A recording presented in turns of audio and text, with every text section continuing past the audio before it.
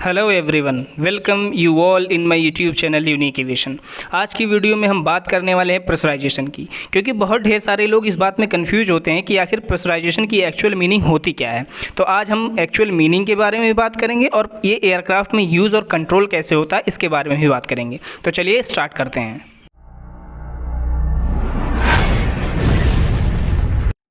First of all thank you everyone. We all know aviation need supports. मैं अपना कर रहा हूँ, आपको अपना करना है। वीडियो को लाइक करना है, शेयर करना है, सब्सक्राइब करना है और एंड तक जरूर देखना है।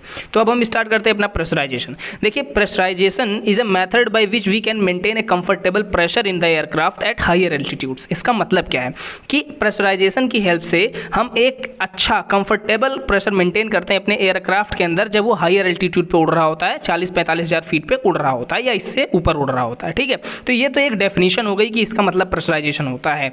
बट प्रेशराइजेशन की एक्चुअल मीनिंग क्या होती है ये मैं आपको बताता हूं।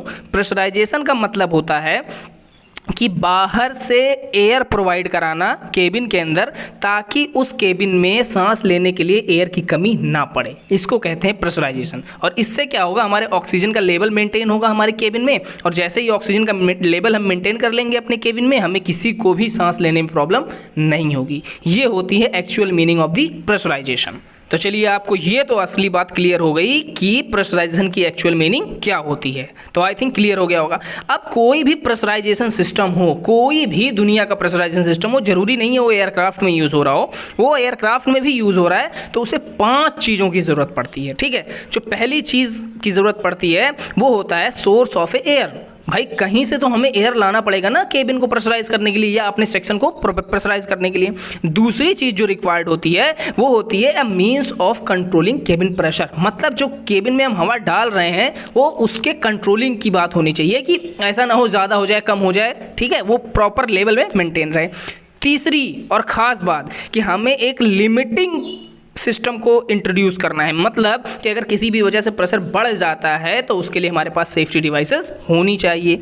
चौथी चीज़, टेम्परेचर पर कंट्रोल होना चाहिए। ऐसा नहीं है कि बाहर से जो एयर आ रहा हो बहुत ज़्यादा गर्म हो या फिर बहुत ज़्यादा ठंडा हो। ठीक है, और पांचवा और जो कि मोस्ट इंपॉर्टेंट आप कह लीजिए कि जिस सेक्शन को हम प्रेशराइज कर रहे हैं, चाहे वो एयरक्राफ्ट का केबिन हो या कहीं का भी कोई भी चीज़ हो, अगर वो प्रेशराइज हो रहा है तो वो फुल्ली सील्ड होना चाहिए। सील्ड होने का मतलब लीक प्रूफ होना चाहिए, एयर कहीं से बाहर नहीं निकलना चाहिए। ठीक है, अब अगर हम सोर्स ऑफ एयर की बात करें तो ये रेसिप्रोकेटिंग और टरबाइन इंजन के लिए अलग अलग होता था, क्योंकि हम जानते हैं जो रेसिप्रोकेटिंग इंजन होता है उसमें बहुत ज़्यादा एयर बाहर से नहीं जाता है, इसलिए हम इंजन का यूज़ वहाँ पर नहीं कर सकते हैं। ठीक है, इसलिए वहां पर यूज करते हैं हम सुपर चार्जर्स की। ठीक है, अब ये सुपर चार्जर्स ऐसी डिवाइसेस होती हैं जो हेल्प करती हैं इन्वायरमेंट के एयर को लेकर के दोबारा से केबिन में डालने के लिए। ठीक है, वो डिवाइसेस को कहते हैं सुपर चार्जर्स, जो एक्स्ट्रा एयर को प्रोवाइड कराती हैं।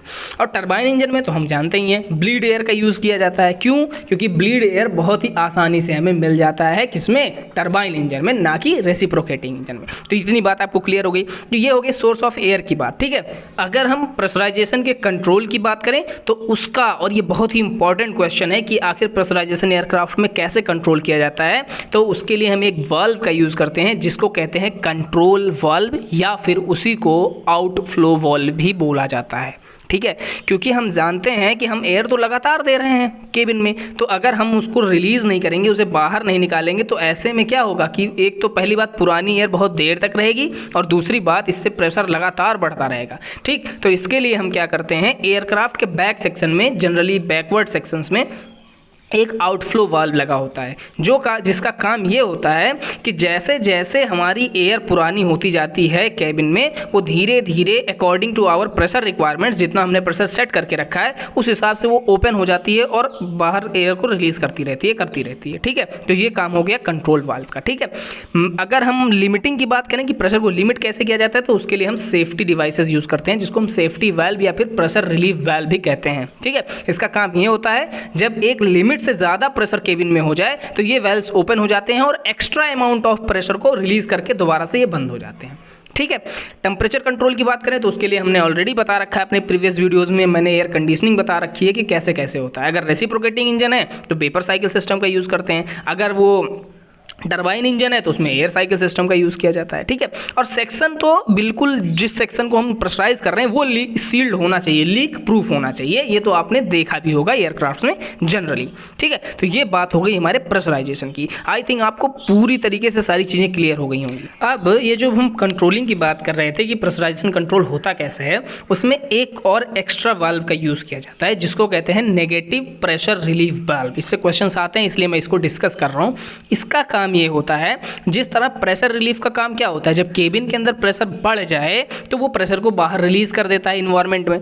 इसी तरह से जो नेगेटिव प्रेशर रिलीफ वाल्व होता है, इसका काम ये होता है कि अगर किसी भी रीजन की वजह से अचानक से केबिन का प्रेशर बहुत ज़्यादा घट जाए इन्वायरमेंट के कंपेयर में, तो ये उल्टा खुल जाता है और इन्वायरमेंट से एयर लेके हमारे केबिन को प्रेशराइज करता है, ठीक है। तो इस मतलब नेगेटिव प्रेशर रिलीफ वाल्व और सिर्फ प्रेशर रिलीफ वाल्व में ये बहुत बड़ा डिफरेंस है। तो चलिए अब बात कर लेते हैं अपने डीजीसीए क्वेश्चंस की। पहला क्वेश्चन और most important question, what is pressurisation. तो प्रेशराइजेशन क्या है मैंने आपको अच्छे से क्लियर कर दिया है।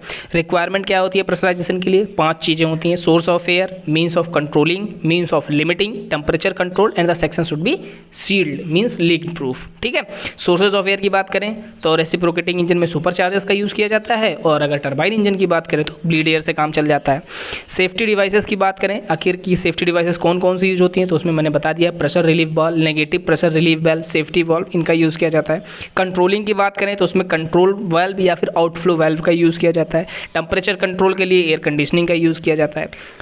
अब हमारी नेक्स्ट वीडियोस देखना मत भूलिएगा, क्योंकि उसमें हम बात करने वाले हैं आइस एंड रेन प्रोटेक्शन की। मतलब आखिर एयरक्राफ्ट इतने ऊपर इतने कम टेम्परेचर पे उड़ता है तो उनका हम टेम्परेचर मेंटेन कैसे करते हैं, इस बारे में पूरी तरीके से डिस्कशन करेंगे।